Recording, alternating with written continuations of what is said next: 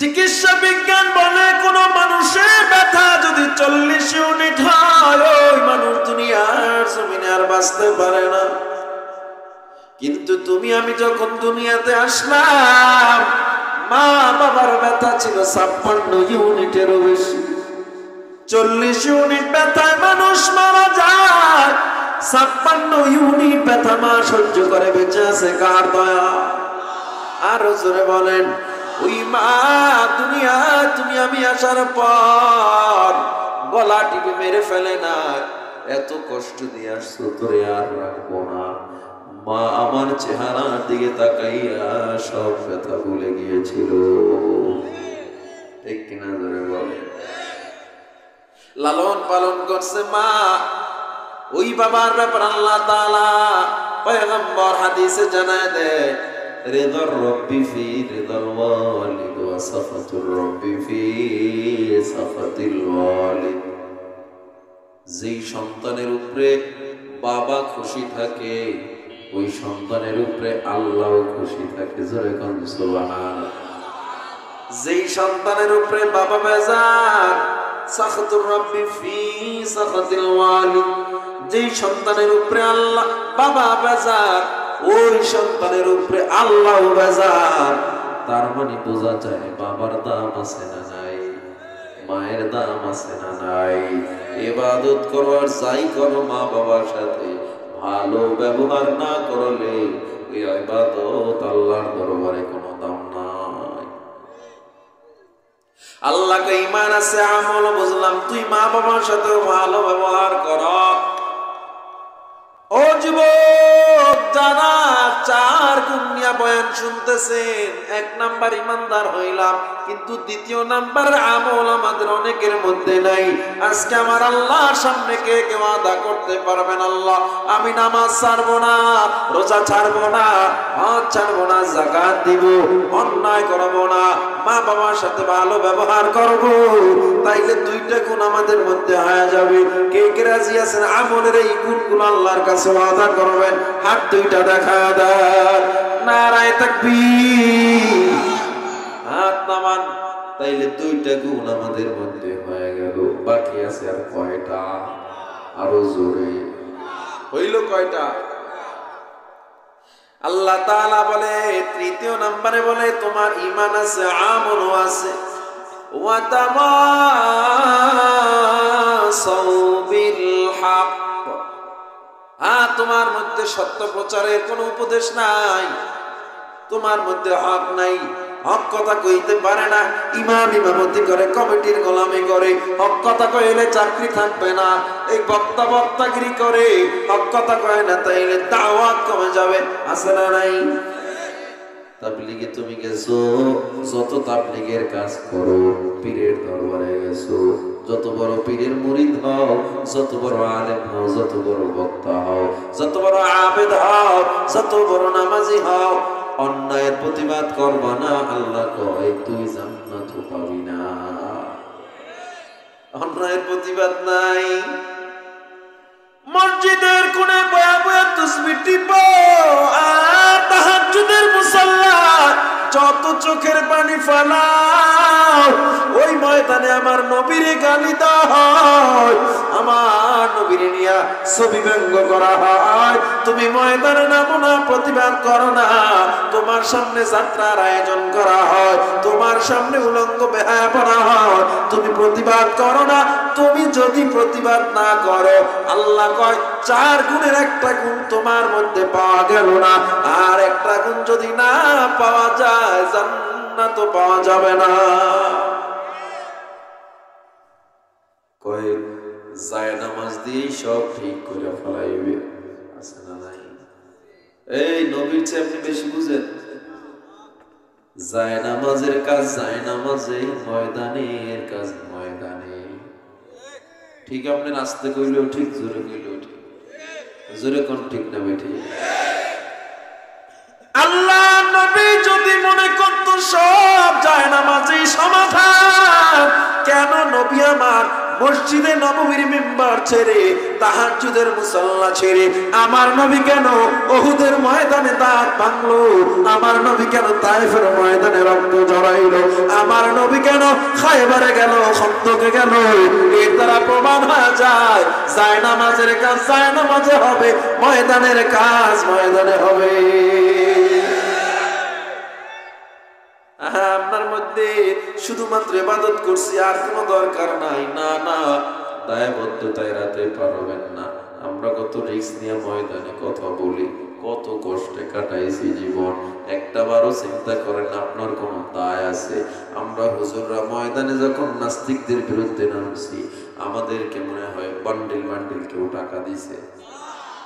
সন্তানের মায়া ফালাইয়া, বিবির মায়া ফালাইয়া ময়দানে হুজুররা নামছে, পরিণাম হলো জেলখানা।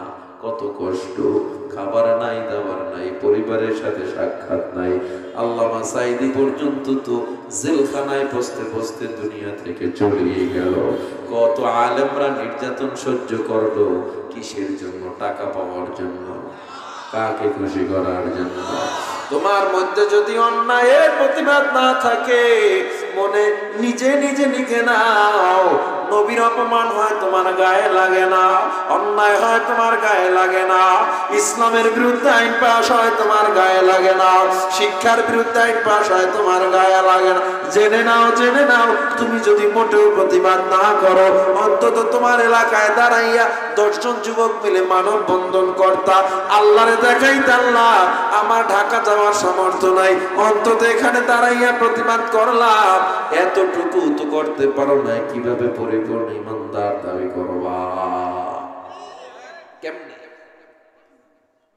বিশ্ব নবীর অপমানে যদি না কাঁদে তোমার মন, মুসলিম নয় মুনাফিক, তুমি নবীজির দুশমন। ঠিক কিনা যারা বলেন? নবীর জন্য জীবন দিবে কে আছো নওজোয়ান, তাকবীর ছেড়ে সিংহ শাবক হও তুমি আগুয়ান।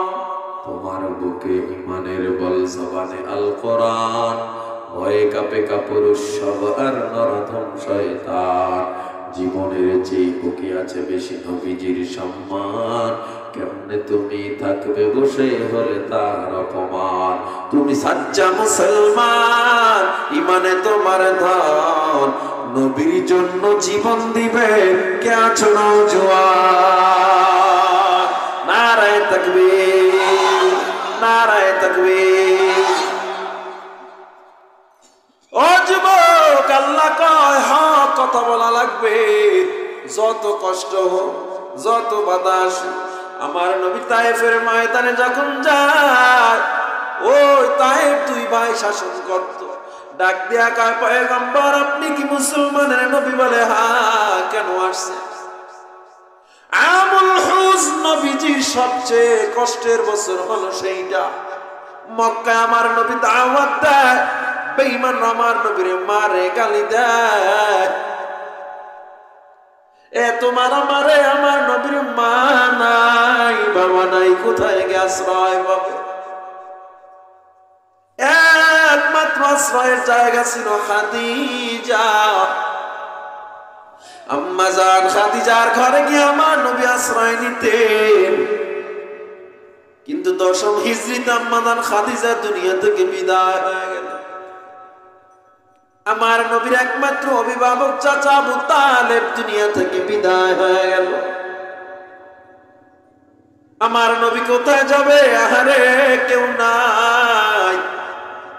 যেই আবু জাহাল নবীর আপন চাচা, আমার নবীর ছাড়া কিছুই বুঝতো না, ওই আবু জাহাল আজ আমার নবীরে পাইলে মারে, মাথায় উটের পচা নারী বুড়ি চাপাইয়া দেয়। নবী আমার কষ্ট সহ্য করতে না পেরে আল্লাহর হুকুমে তায়েফে চলে যায়। উম্মে হানি ফুফির ঘরে গিয়া নবী আমার আশ্রয় নেয়। 2 ভাই এসে বলে আমরা তায়েফের শাসক।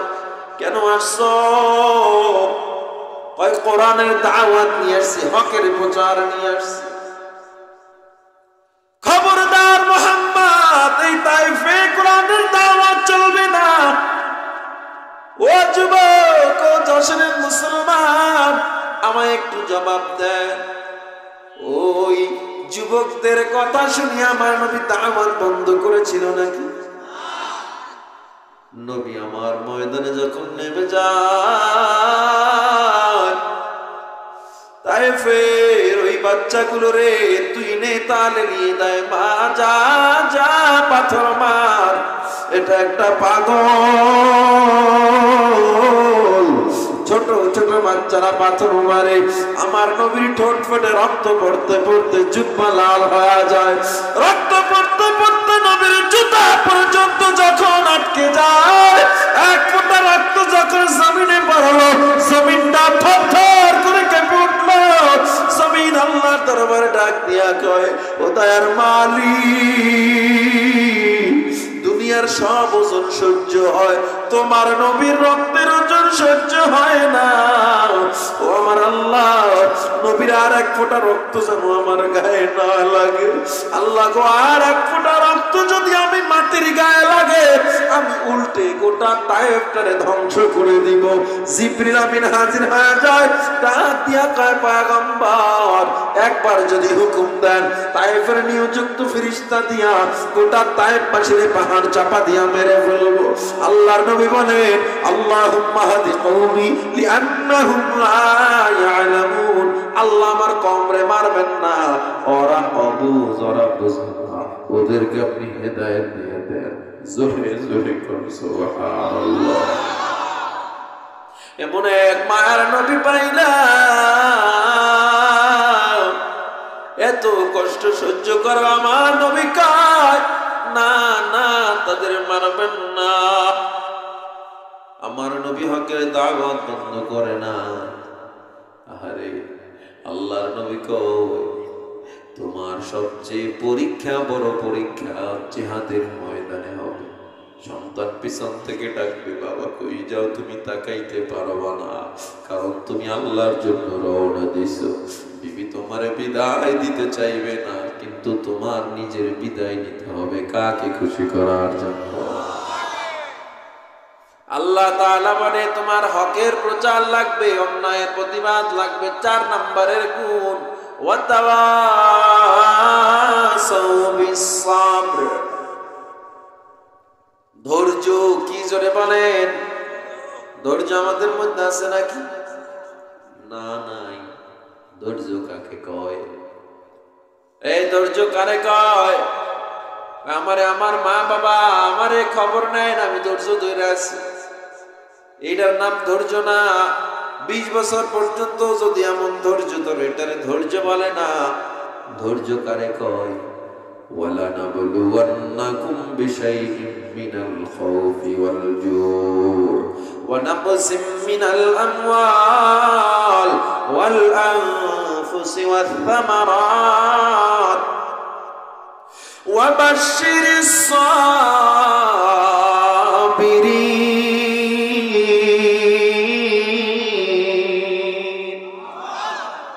আল্লাহ তাআলা বলে, ধৈর্য কাকে কয়? আমি তোমার অভাবের মধ্যে ফালায় দেখো তুমি কতটুকু ধৈর্য ধরছো। আমি আল্লাহ ক্ষুধার মধ্যে ফালাবো, ঘরে টাকা থাকবে না, চাউল কিনতে পারবি না, দেখবো কতটুকু ধৈর্য ধরছো। নাকি গ্রামীণ ব্যাংকে যাইয়া সুদে টাকা নামায় আনছো, ব্র্যাক ব্যাংকে যাইয়া সুদে টাকা নামায় আনছো, আমি দেখবো।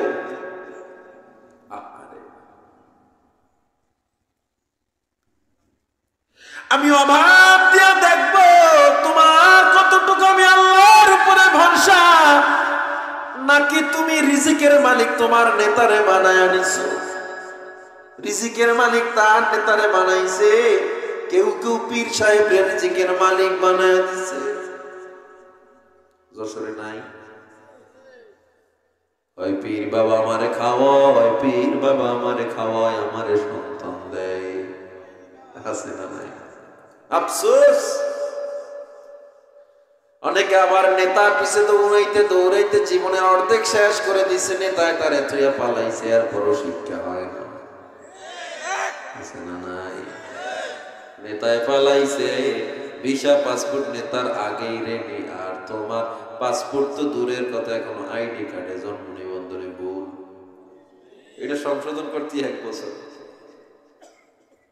কার পিছনে দৌড়াইছো? পূর্ববর্তীদের থেকে শিক্ষা নিবে পরবর্তীরা, এটাই হলো জ্ঞানীদের কাজ। এই তো নির্বাচন আয়া পড়লে দৌড়দৌড়ি শুরু হয়ে যাবে, আবার পূর্বের মতো আপনারাও শুরু করবেন। যারা পূর্বে ক্ষমতায় ছিল আর এখন যারা আছেন, এই মানুষগুলো কি আলাদা? একই গ্রামের একই লোক। তো এক দলটা খুব খারাপ বলে আর এক দলটা ভালো বানানোর সুযোগ নেই। টাকা হাতে যাওয়ার পর দেখা যায় কে কদ্দুর ভালো আর মন্দ। কথা বলে এই বাংলার 53 বছর স্বাধীনতার বয়স, আজ পর্যন্ত বাংলার মানুষ পরিপূর্ণ স্বাধীনতা পায় নাই।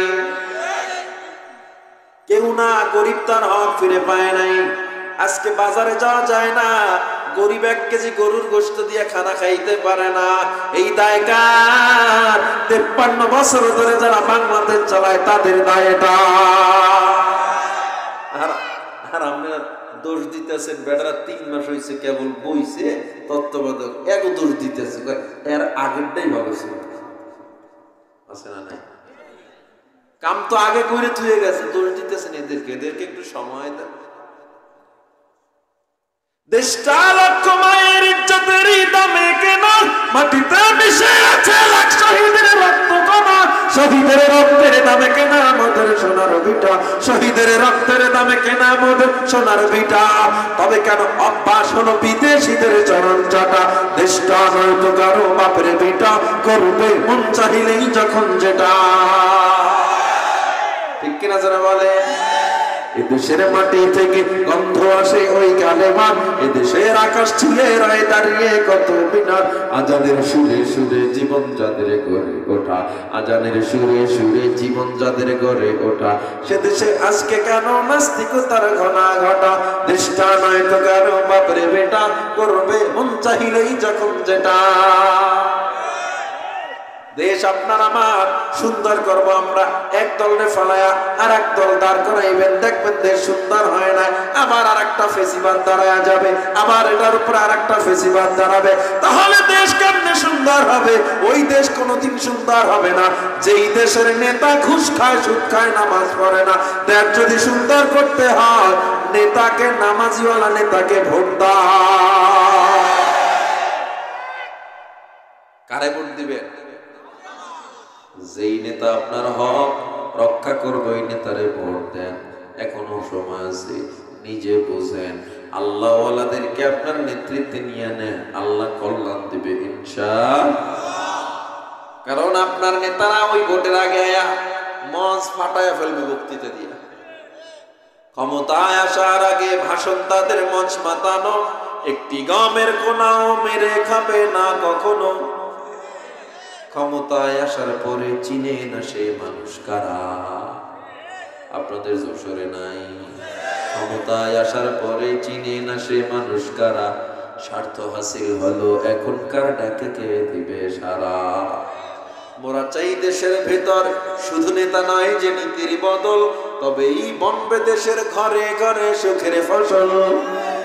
এসো তাই গুড়ে ফেলি নাস্তিকতার দেয়াল ঘেরা, এসো তাই গুড়ে ফেলি নাস্তিকতার দেয়াল ঘেরা। হবে না শান্তি দেশে কোরআনেরই শাসন ছাড়া। ঠিক কিনা যারা বলেন? হুজুর আপনারা আবার দেশ চালাইবেন কেমনি? আপনারা কোরআন বুঝেন আর তো কিছু বুঝেন না। কোরআন যারা বুঝেন আর কিছু বোঝার দরকার আছে? এই কোরআনে কি রাজনীতি নাই, রাষ্ট্র ব্যবস্থাপনা নাই।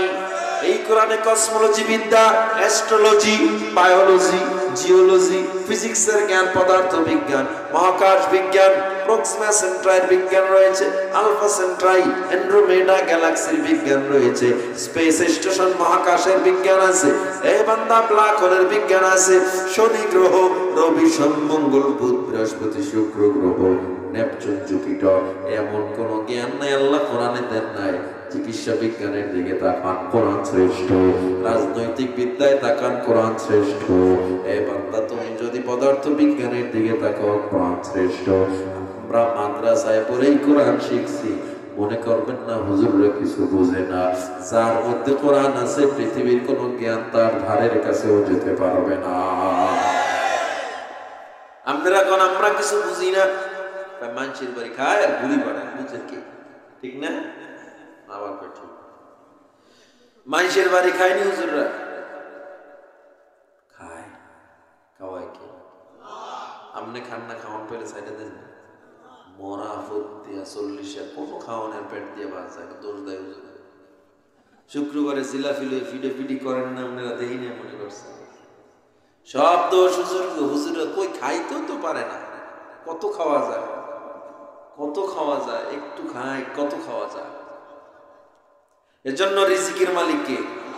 আল্লাহ তো বলছে যারা হুজুর হবে, যারা মাওলানা হবে, এদেরকে আমি ভালো ভালো খাওয়াবো, ঠিক না? আবার কই ঠিক? হুজুর যা করবে ওইটাই ঠিক। আল্লাহ মাওলানা মুফতি চিনে নাকি? আল্লাহ কয় মান আমিলা সালিহা, যারা নেক আমল করবে, আল্লাহরে মানবে, রিজকান কারিমা, সবাইরে আল্লাহ সম্মানিত রিজিক দিবে। মুফতির দাম আল্লাহর দরবারে বেশি কয় না, মাওলানার দাম বেশি কয় না, শাইখুল হাদিসের দাম বেশি কয় না। তাইলে কার দাম বেশি কয়? নেক আমলওয়ালা মুমিনের দাম বেশি। আল্লাহ জিগাইবে নি তুই মাদ্রাসায় পড়ছস, জিগাইব। আল্লাহ বলবে কোরআন কি শিখছো, তখন কি উত্তর দিবেন? তখন চিন্তা করবেন মাদ্রাসায় পড়া উচিত ছিল। আল্লাহ মাদ্রাসার কথা জিগাইবে না। ও যুবক আল্লাহর বান্দা, আমরা কোরআন শিখছি, এই কোরআনে এমন কোন জ্ঞান নাই জানাই। সুতরাং এই দেশকে সুন্দর যদি করতে চাও, 56,000 বর্গ মাইল বাংলাদেশ, কটুক একটা দেশ, এর মতো 25টা বাংলাদেশ ভারতের পেটে ঢুকে যাবে। আর হযরত ওমর অর্ধ পৃথিবী শাসন করেছে। তাইলে আপনারা এখন কোরআন কি পারে না পারে? এই জন্য বলিও আমার যুবক, রিজিকের মালিক নেতারে বানায় না, ওই নেতা তোমারে ফালায় চলে যাবে।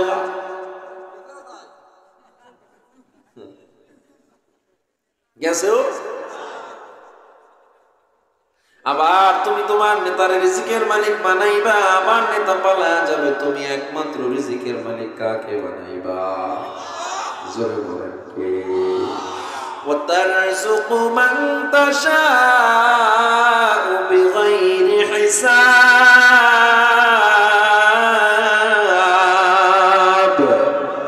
আল্লাহ যারে চায় বেগৈর হিসাব দেয়, বেহিসাব দিতেই থাকে আল্লাহ। তবে এর জন্য শর্ত শুকর আদায় করতে হবে। 4 নম্বরের গুণ ধৈর্য। ধৈর্য কারে কয়? কয় খানায় কষ্ট, রিজিকে কষ্ট, কিন্তু আমি আল্লাহর উপর থেকে ধৈর্য হারাই না। আল্লাহ কয় ভয়ের মধ্যে ফেলাবো, আমি আল্লাহ পরীক্ষা করব, দেখব ওই ভয়ের মধ্যে পইরাও তুমি আমি আল্লাহরে বলছো কিনা। ভয় কেমন ভয়?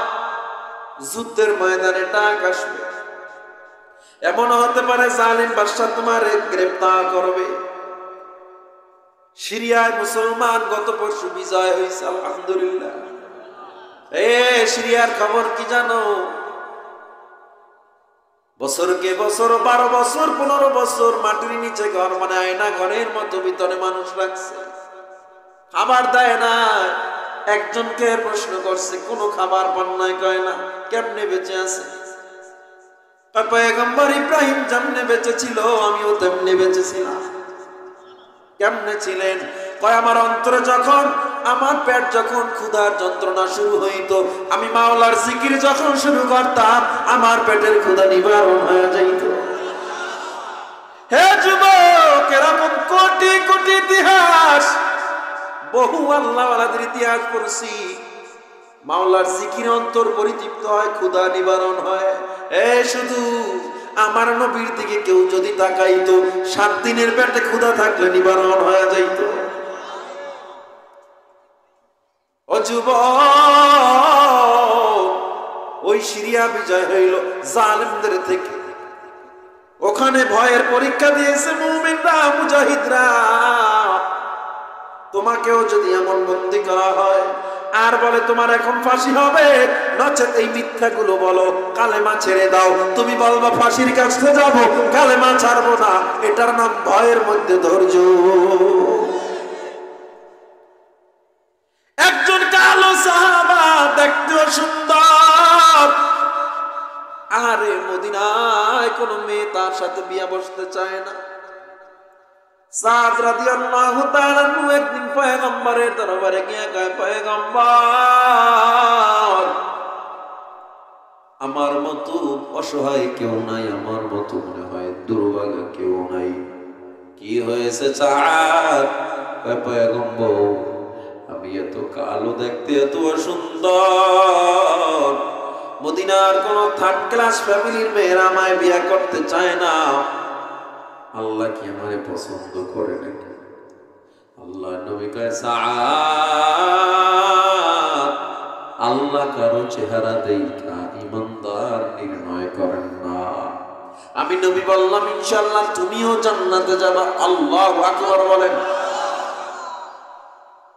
তবে সাদ, তুমি যে বলছো মদিনার কোন মেয়েরা তোমায় বিয়ে করতে চায় না, আমি নবী বললাম, মদিনার সর্বশ্রেষ্ঠ সুন্দরী তোমার বউ হবে। সব সাহাবায়ে কেরাম অবাক। কি বলল নবী আমার? যেই সাদকে মদিনার কোন মেয়েরা বিয়ে করে না, বয়স হয়ে গেছে, চেহারাও নাই, বাড়িও নাই, এরে মদিনার সর্বশ্রেষ্ঠ সুন্দরী কেমনে বিয়ে করবে? কিন্তু আমার নবী যেহেতু বলছে, বাস্তবতা আছে না নাই? নবীর পরে কয়, সাদ ইবনুল ওয়াহ্হাবের বাড়ি গিয়ে তার মেয়ের ব্যাপারে তার প্রস্তাব দাও। এবার সব সাহাবায়ে কেরাম অবাক হয়ে গেছে। কি কয় নবী? ইবনুল ওয়াহ্হাব মদিনার সর্বশ্রেষ্ঠ ধনাঢ্যবান ব্যক্তি, প্রভাবশালী নেতা, এবং তার মেয়েও সবচেয়ে সুন্দরী। নবী এর ব্যাপারে পাঠাইতেছে। আল্লাহর নবী কয়, সাদ যাও যাও। সাদ দাঁড়ায় রইছে, নবী কি বলছে, তবে নবীর অর্ডার না মেনে উপায় নাই। রওনা দিয়েছে ইবনুল ওয়াহ্হাবের বাড়িতে। ইবনুল ওয়াহ্হাবের বাড়ি গিয়া কয়, ও নেতা, আপনার মেয়ের বিবাহের প্রস্তাব নিয়ে আসছে। আল্লাহর নবী আমাকে পাঠাইছেন। বলে, এটা তো সুসংবাদ, তবে পাত্র কে? বলে, আমি। ইবনুল ওয়াহ্হাব কয়, হে সাদ, এটা কি বললাম? আমার মেয়ের থাকার মতো জায়গা তোমার কাছে নাই, খরচ দেওয়ার মতো শক্তি নাই, তোমার বয়সও শেষ, প্রায় চেহারাও নাই, কালো। আমি আমার মেয়ের জীবনটা এভাবে নষ্ট করে দিতে পারি না। যাও যাও, আমি আর তোমার কথা রাখতে পারবো না। সাদ যখন রওনা দেয়, জানালা খুলে পিছন থেকে একজন মেয়ে ডাক দিয়ে কয়, ও সাদ দাঁড়াও, কথা শোনো। সাদ ঘাড়টা ঘুরায় দেখে ইবনুল ওয়াহ্হাবের মেয়ে তাকে ডাক দিছে। সাদকে ডাক দিয়া বাবার কিনারায় দাঁড় করাইয়া মেয়েটা ডাক দিয়া কয়, সাদ, আমার বাবাকে বলো তোমারে কে পাঠাইছে? সাদ কয়, ইবনুল ওয়াহ্হাব, ও নেতা, আমারে পয়গম্বর আরবি সাল্লাল্লাহু আলাইহি ওয়াসাল্লাম পাঠাইছে। মেয়েটা বলে, আবার বলো তোমারে কে পাঠাইছে? সাদ বলে, আমারে রাহমাতুল লিল আলামিন পাঠাইছে। মেয়েটা ডাক দিয়া কয়, বাবা তুমি কি শুনো না? আল্লাহর নবী আমাকে সাদের জন্য পছন্দ করে ফেলেছে। আমার নবী যে আমাকে সাদের জন্য পছন্দ করেছে, আমি আমার নবীর কথার বাহিরে যেতে পারবো না। আমি সাদকে ছাড়া বিবাহ বসবো না। জবান খুলে জোরে কোন আল্লাহু আকবার। ইবনুল ওয়াহ্হাব বলে, মা যাও যাও, তোমার জীবনের দিকে তাকায় আমি রাজি হই নাই, এখন আমি রাজি হয়ে গেলাম, আমার আপত্তি নাই। সুবহানাল্লাহ। নবী এবার বিবাহের জন্য যখন তৈরি, সাদকে ডাক দেয়া কয়, সাদ, মহারানা কত ধরবো? সাদ চোখের পানি ছেড়ে কান্দে আর কয়, ও আমার পয়গম্বর, আপনার সাদ এত গরিব, মহারানা দেওয়ার মতো শক্তি আমার নাই। আল্লাহর নবী হযরত ইবনে ওমর থেকে 200 দিনার, আবু বকর থেকে 200 দিনার নিলেন, ওসমান থেকে 200, আবু বকর থেকে 200 দিনার নিয়ে আমার নবী যখন বিয়া পড়া দিলেন, সাদের হাতে 400 দিনার দিয়া কয় 200 দিনার দিয়া নতুন বিবির জন্য কেনাকাটা করবা, আর 200 দিনার দিয়া বিবির মহারানা আদায় করবা। যাও। সাদ চায় না, দাঁড়ায় রইছে। নবী কয়, কেন দাঁড়ায় রইছো? ও নবী, আপনারা তো এখন উহুদের ময়দানে যাবেন যুদ্ধের জন্য, আমি কেমনে নতুন বউয়ের কাছে যাব আর আপনি অস্ত্রের সামনে যুদ্ধ করবেন? এটা হতে পারে না। ভয়ের মধ্যে পরীক্ষা কেমনে হইতেছে আল্লাহর, কেমন ধৈর্য। আমার নবী ডাক দিয়া কয়, সাত লাগবে না, লাগবে না, আমরা যাই, তুমি যাও, নতুন বিবির কাছে যাও, এটা আমার অর্ডার। সাদ যেতে চায় না, কিন্তু নবীর অর্ডার মানতে গিয়ে বাধ্য হয়ে চলে গেল। মদিনার বাজারে গিয়ে যখন সাদ কেনাকাটা করতেছে নতুন বিবির জন্য, এদিকে পয়গম্বর উহুদের ময়দানে যুদ্ধের জন্য নেমে গেছে।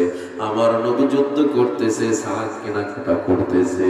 হঠাৎ সাদ যখন 200 দিনার দোকানওয়ালার হাতে দিবে, মদিনার বাজারে আওয়াজ, উহুদের ময়দানে আমার নবীর দাঁত ভেঙে শহীদ হয়ে গেছে।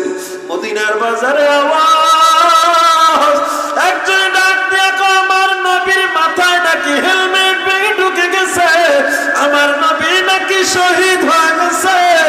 সাত পাগলের মতো হয়ে যায়, আমি কোথায় যাব? আমার নবী যদি না থাকে আমি সাত দুনিয়ায় বেঁচে থাকবো না। সাত পাগলের মতো হয়ে গেল, কোথায় যাব? আহারে ও ভাই, তোমার মালগুলো ফেরত নাও, আমি নতুন বিবির কাছে যাব না। এদিকে মদিনা সেজে আছে সাদকে বরণ করার জন্য, কিন্তু সাদ দৌড়ায় গিয়ে একটা তরবারি কিনলো আর একটা ঘোড়া কিনলো। তরবারি কিনে ঘোড়া কিনে চেহারায় কালো একটা কাপড় বেঁধে নিল। কেন? নবী যদি জীবিত থাকে আমার দেখলে আবার পাঠাইয়া দিবে, আমি নবীর কাছ থেকে আসবো না।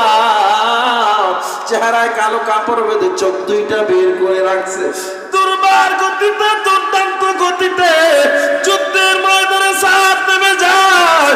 ওই সাদ যুদ্ধে নেমে তরবারির এত পাওয়ার, গোটা মুসলমান অবাক হয়ে গেছে।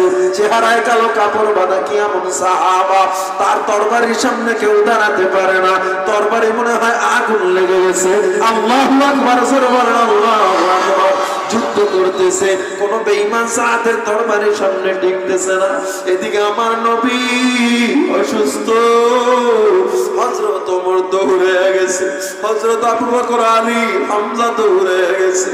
কি আমার নবীর কোলে নিয়া আবু বকর নবীর লোহার কড়া কপালে ঢুকে আছে। হযরত আবু বকর যখন দাঁত দিয়া টান দিবে, হযরত ওমর চোখে পানি ছেড়ে কান্দে আর কয়, ভাই আবু বকর, আমি হতভাগা, আমি থাকলে আমার নবী আঘাতপ্রাপ্ত হইছে, ওই কড়াটা আমারে উঠাতে দাও। ও আবু বকর, আমারে কড়াটা উঠাতে দাও, আমারে মাহরুম করিও না। আবু বকর কয়, ঠিক আছে তোমারে দিলাম। আবু বকর দাঁত দিয়ে নবীর লোহার কড়াটা টান দিল। হযরত ওমর যখন টান দিয়েছে, হযরত ওমরের দুইটা কাঁচা দাঁত ভেঙে জমিনে পড়ে গেছে। হযরত ওমরের মুখ রক্তাক্ত, আমার নবী চোখ দুইটা মেলে দেখে হযরত ওমর রক্তাক্ত। আমার নবী ডাক দিয়া কয়, ওমর তোমার মুখে রক্ত, তোমার কি কষ্ট হয় না রে ওমর? হযরত ওমর ডাক দিয়া কয়, পয়গম্বর আর লজ্জা দিবেন না, আমি ওমর থাকতে আপনি আজকে রক্তাক্ত হয়ে গেছে। আপনার আজকে বেঈমানরা ছুরি দিয়া তরবারি দিয়ে আপনার হেলমেট আঘাত করে লোহা কপালে ঢুকাইয়া দিছে। ও নবী, আপনাকে রক্ষা করার জন্য যদি আমার মতো 100 ওমর আল্লাহ দিত, 100 জীবন আমি ওমরের মধ্যে দিত, 100 জীবন আমি আপনার জন্য কুরবানি করে দিতাম। নবী আমার সবাই ডাক দিয়ে কয়, সাহাবায়ে কেরাম জলদি ময়দানে নেমে যাও, আমার সাহাবারা মার খায়, সবাই ময়দানে যাও, কেউ যায় না। নবী আপনার একা ফালায়া কেউ যাব না। আমার নবী আল্লাহর কসম দিয়া বলেন, যাও, আমার ওয়ার্ডার। সবাই বাধ্য হয়ে চলে গেলেন। আমার নবীর একা পেয়ে বেঈমানরা আবার তীর মারা শুরু করলো। নবীকে রক্ষা করার জন্য তালহা রাদিয়াল্লাহু তাআলা লাফ দিয়া গিয়া নবীরে জড়ায়া ধরলেন। যেদিক থেকে তীর আসে সেদিকেই তালহা বুকটারে ঘুরায়া দেয়, যেদিক থেকে তীর আসে সেদিকেই তালহা বুকটারে ঘুরায়া দেয়। তালহার গায়ে একটা দুইটা না 70টা তীর বর্ষার আঘাত তালহার গায়ে লেগে গিয়েছিল। জোরে জোরে কোন আল্লাহু আকবার। ও আমার যুবক, ও বৃদ্ধ বাবা, তালহা 70 তীর বর্ষার আঘাত নিয়ে দাঁড়ায় আছে। নবী কয় তালহা কষ্ট কি হয় না? বুকে তো আর জায়গা নেই, পিঠে তো আর জায়গা নেই। তালহা লাফ দিয়া নবীর ডানা দইরা কাঁধের উপরে উঠাইয়া ফেলছে। আমার নবী কয় কাঁধে কেন উঠাইছো? তালহা কয় নবী আপনারে পাহাড়ের উপরে নিয়ে যাব, কারণ এখানে থাকলে বেঈমানরা আপনারে মারবে, আমি এটা সহ্য করতে পারবো না। তালহার গায়ে এত তীরের আঘাত, একটা তীরের আঘাত মানুষ সহ্য করতে পারে না। তালহার গা 70 তীর বর্ষার আঘাত নবীর নিয়ে উহুদের পাহাড়ের উপরে চলে গেছে। একটু জোরে জোরে কোন আল্লাহু আকবার। আমার নবী এবার উঁচু জায়গায় বসে সাহাবায়ে কেরামকে বলে, এ সাহাবা, ওই যুদ্ধের ময়দানে কালো কাপড় চেহারায় বেঁধে কে যুদ্ধ করতেছে? যার তরবারির সামনে কেউ টিকতেছে না। হযরত আলী কয়, ও নবী আমরাও চিনতেছি না কে এত বড় ভয়ঙ্কর সাহাবা, জীবনের মায়া নাই। নবী চিনতে পারে না।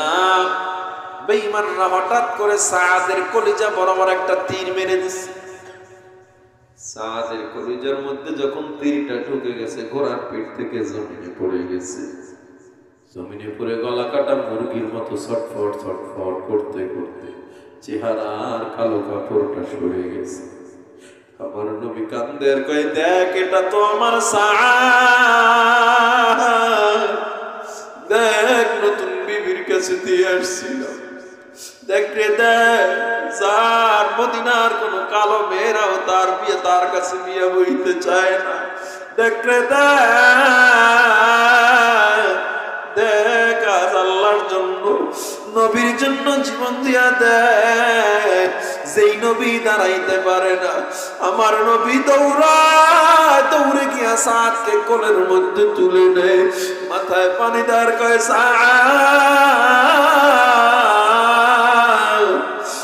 এমন কাজটা করছো, কষ্ট কি হয় না রে সাদ? কয় নবী কিসের কষ্ট? আমি যদি না আসতাম আপনার দামি কোলে কি আমি চড়তে পারতাম নাকি? আজকে যদি আমি না আসতাম আপনার ওই মোবারক হাত আমার মাথায় কে বুলাইতো? জোরে জোরে কোন আল্লাহু আকবার। আমার নবী কান্না করতেছে। হঠাৎ করে নবী হাসি দিলেন। সাহাবায়ে কেরাম বলে, নবী কান্না করতে করতে কেন হাসতেছেন? আমার নবী কয়, ও সাহাবা, আমি হাসতেছি কারণ জান্নাত থেকে ফেরেশতারা আসছে। কাফানুম মিন কাফানিল জান্নাহ ওয়া হানুতুম মিন হানুতিল জান্নাহ। জান্নাতি কাফন নিয়ে ফেরেশতারা চলে আসছে।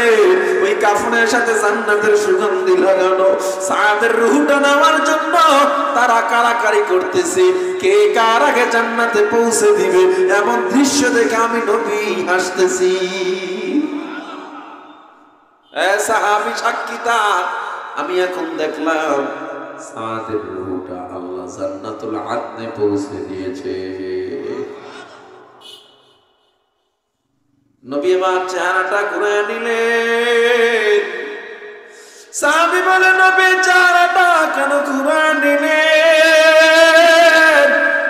আমার নবী কয়, যেই সাদ দুনিয়ার মায়া ফালাইয়া আল্লাহর মহব্বতে দুনিয়ার সুন্দরী ফালাইয়া আল্লাহর মহব্বতে দৌড় দিল, শহীদ হয়ে গেল। আল্লাহ তার এমন সুন্দরী দান করেছে, ওই সুন্দরীরা পায়ের কাপড় দৌড়ে এমন জোরে দিছে যে পায়ের টাকনোর কাপড় হাঁটু পর্যন্ত উঠে যাচ্ছিল। এই কারণে আমি নবী চেহারা ঘুরে আনিছি। ও আমার যুবক ভাই, ও বৃদ্ধ বাবা আমার, পাও দুইটা গায়ে দাও, পায়ে হাত দিয়া বলে যান, আর নমস্কার ছাড়িও না, আর গুনাহ করিও না রে যুবক। কারণ আমার আল্লাহ তাআলা ওই ভয়ঙ্কর কিয়ামতের এমন রাগ সহ্য করার মতো ক্ষমতা কারো থাকবে না। আপনার আমার নবী একমাত্র সুপারিশগার থাকবে। ওই নবীরে আর কাঁদাইও না। বেঈমানরা আমার নবীরে কম কাদায় নাই, নবীরে কম মারামারে নাই। আমার নবী তোমার আমার জন্য এত কষ্ট করলো, জীবনটারে বিনাশ করে দিল, একবারে আল্লাহর রাস্তায় শেষ করে দিল জীবনটা। বুকে পেটে পাথর বাইদা নবী আমার দিনের দাওয়াত দিলেন। ও যুবক আমার, পায়ে হাত দিয়ে অনুরোধ করি যুবক, আর আমার নবীর কাঁদাইস না। ও আমার বৃদ্ধ বাবা গো, ও পর্দার আড়ালের মা বোনেরা গো, আজকে ওয়াদা করো, তওবা করো, আর গুনাহ করব না, নামাজ ছাড়বো না, অন্যায় করব না। কে কে রাজি আছো? আল্লাহকে হাত দুইটা দেখা দাও, নারায়ে তাকবীর। ও দয়ার আল্লাহ, তাকা দেখেন, আমরা গুনাহগার, ওয়াদা করতেছি আর গুনাহ করব না, আর নামাজ ছাড়ব না, অন্যায় করব না। আল্লাহ, তুমি আমাদের সবাইকে ওয়াদার উপরে অটল থাকার তৌফিক দাও করেন, আমিন। আর জোরে কান আমিন। উহুদের ময়দানে এক মহিলা পাগলের মতো দৌড়ায়, পাগলির বেশে দৌড়ায়, ডাক দিয়ে কয়, পয়গম্বর, সব সাহাবীকে বিনা গোসলে কবর দিবেন, তবে একজনকে দিবেন না। এ জানেন, কোন সাহাবী, কোন মানুষ যখন শহীদ হয়, গোসল দেওয়া হয় না, এই অবস্থায় তারে দাফন দেওয়া হয় কেন? কারণ ওই রক্ত অবস্থায়, যে অবস্থায় মারা গেছে, কিয়ামতের দিন আল্লাহর সামনে আল্লাহ ওই অবস্থায় উঠাবে। আল্লাহু আকবার। মহিলা দৌড়ে আর কয়, পয়গম্বর, সবাইরে বিনা গোসলে কবর দিবেন, তবে একজনকে দিবেন না। আমার নবী কয়, মা তুমি কে? মহিলা হাতটা বের করে দিছে। পয়গম্বর দেখেন, আমার হাতের মেহেদি এখনো শুকায় নাই, গত রাত্রে হানজালার সাথে বিবাহ পড়াইয়া দিয়েছিলেন। হানজালা আমারে বাসর ঘরে ফলাইয়া চলে আসছে, বলছে আপনি না থাকলে হানজালা দুনিয়ায় বেঁচে থাকবে না। আজকে হানজালা শহীদ হয়ে গেছে। ও নবী, আমি বলছিলাম একবারের জন্য হানজালা দাঁড়ায় নাই, কারণ আপনার মহব্বত। শুনছে আপনি নবী নাকি নাই। হানজালা বলছে, আমার নবী যেহেতু নাই, আমি হানজালা দুনিয়ায় থাকবো না। জোরে জোরে কোন আল্লাহু আকবার। কান্দিয়া বে কুলরে হানজালার শহীদ রে, কলিজা চিরিছে রে সেই জঙ্গে উহুদে। নবীর এক সাহাবী ছিলেন হানজালা নামেতে, তিনি শহীদ